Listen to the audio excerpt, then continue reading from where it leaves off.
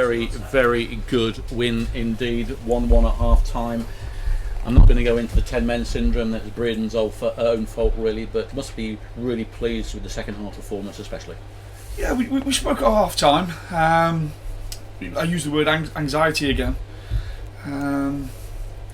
Before the game, we spoke about matching their desire application, all the things in that you have to do in a cup game when you're playing a team that that are a level below you. I'm saying that we've probably got 3 or 4 players with more league games than we played against this season. But the lineup was strong, wasn't it? Yeah, very, very strong. Good players. Kel's come back. Done well. Sending off was what it was. Whether it was, whether it wasn't, we just have to, and I think that like flummoxes a little bit. I think we couldn't get the grips with with our shape, so we tweaked things, building into the end of the half, and come in, and it wasn't anything other than just trying to get the players to relax a little bit and to utilise the extra man. To lose the anxiety of. Sometimes we like that, especially some of the younger players. Just panic a little bit with the ball. Did seem frenetic in that first half when Steve was up there on commentary with me, and he just said, "Calm it down, don't panic." Yeah. And because you got the extra man. Yeah, well, it was all about utilising that. I say we tweaked the shape. We went to 3 at the back. We tried to push, an extra man up top. I thought Stephen's movement allowed us to get the ball into good areas and to pull them about a little bit, and Dakari's come back in and just reminded us what he can do with his movement, off line. So pleasing performance, because even I know people say, well, even against 10 men, you've still got to beat. First half it was evenly matched, wasn't it? It was. I warned the boys before they went out there. These games aren't easy. They're always hard. You're not hiding to nothing. You win, people say, well, you're in a league above and blah blah blah. You lose, you get the stick that comes your way. Yeah, of course you do.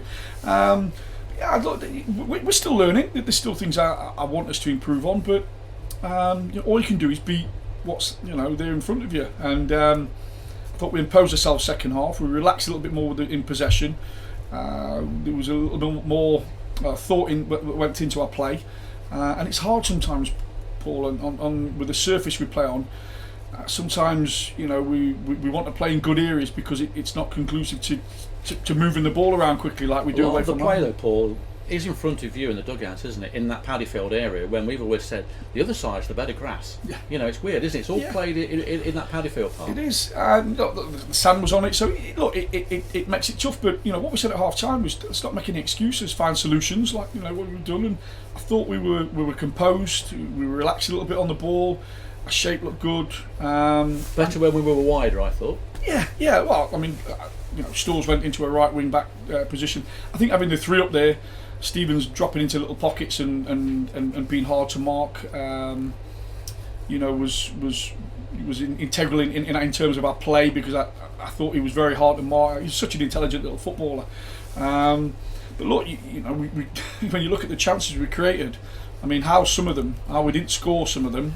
Telford scored 10, didn't they, today? So we could have scored 10 in the end. Really, let's look at some of the goals if we can do it in order. If we can show the Nuneaton goal first, if that's possible, please, Glenn. Let's get that on the screen. Still 3-3, Ed? York City 2. Still 3-3. Okay, here's their goal there, Paul. Yeah, going through it. I mean, that's just that little lapse of concentration that we've got to make sure, Paul, that we don't make those silly mistakes, and it's those little things that on another night can come back to haunt you. But luckily enough, it was a little bit more robust tonight in terms of our forward play.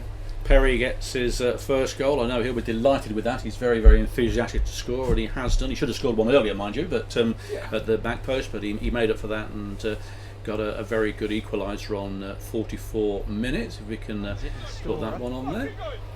Well, I think this is his sort of trademark goal, isn't it? You look at some of the build-up play, which was good. That's just where you want the big man, isn't it?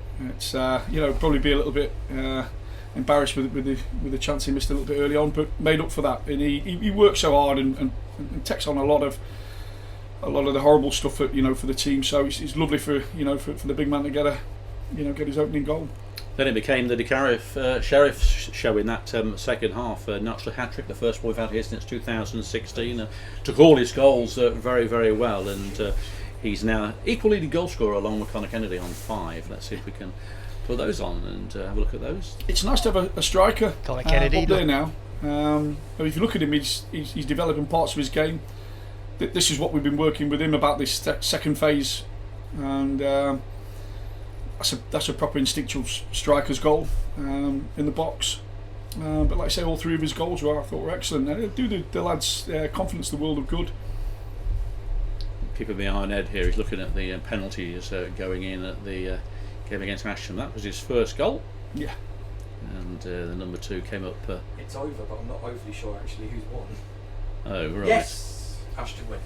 Well, there we have it. It's a trip to Ashton United on Saturday as they pull off a shock, beating York City, coming back from 3-1 down to win on penalties. Paul will be there at Ashton United on Saturday. You've heard it here as it happened, as they say. But let's look at the next goal. And as far as the puppy. DeCarry Sheriff once again.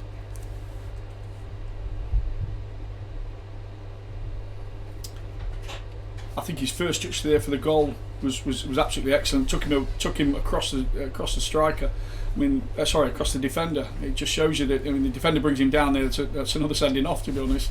So it's like I say, look at his first touch here, excellent. And to be fair, really good finish. Well, didn't he, as well? Yeah, really good finish. I've been talking to the lad, personally, and keeping him sort of confident because, like I say, he started off the season really well. I think he was 2 in 4 early on.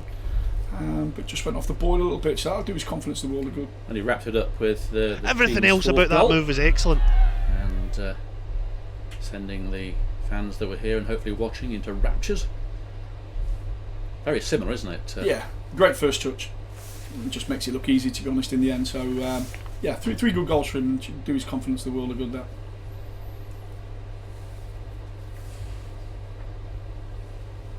One more time, it lit through, and so many times last season we missed those one-on-ones, didn't we, with O'Connor missing them again against York, but that's nice to see. Finally, Ryan Fright's beginning to get a few goals, isn't he? And he gets the 5th goal, and really it was game, set and match before then, but it was a lovely finish, a lovely header, and a lovely goal rather.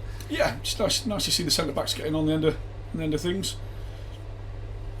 I don't know if it was Ryan a bit earlier that missed the header, was it? That's a little toe poke there and out go the arms. No, it did do him the world of good as well. You know what I mean? He's been Mr. Consistent this season. But like I say, probably want more goals from our centre backs, especially with some of the quality that's going in there from restarts now. I think he'd have had a nosebleed there, Paul, wouldn't he? Just been up there. Well, there was one earlier that both Ed Palmer and myself, even Glenn, said who doesn't play football or whatever, reckons he could have got in when I think Price missed that sitter at the post. I think I could have fallen over in my slippers and gone out. I think there's 1 or 2 to be honest, and like I think Stores has smashed a few across the goal line. But look, it's a brilliant result. Yeah, it was a fantastic result. I'm over the moon for the boys because Ashton. Ashton. Look, they've just beat York on penalties, so we can't. You can't turn a nose up at it. You've got to go there. And win another tough game like it was tonight. It's I think that's 1 defeat in 6, is it, for us now? Boys should be getting confident, getting bodies back all the time now. Jonah sort of did the warm up tonight, so we're getting one. Chiz did the warm up tonight, so we're getting a few bodies back. And Luke Graham still vision. Yeah, like I say, he's struggling with his the vision. Penalties, We've got to we've got to. I spoke to him personally and just said we've got to work out what's going off. His health's more important than. Yeah, head injuries certainly need to be looked at these days. Yeah, so I mean, and Luke's been really consistent for us this season. So competition for places is good. We get more players back. Like I say, we only put the 5 on the bench tonight because of injuries and the boys that are FA Trophy tied.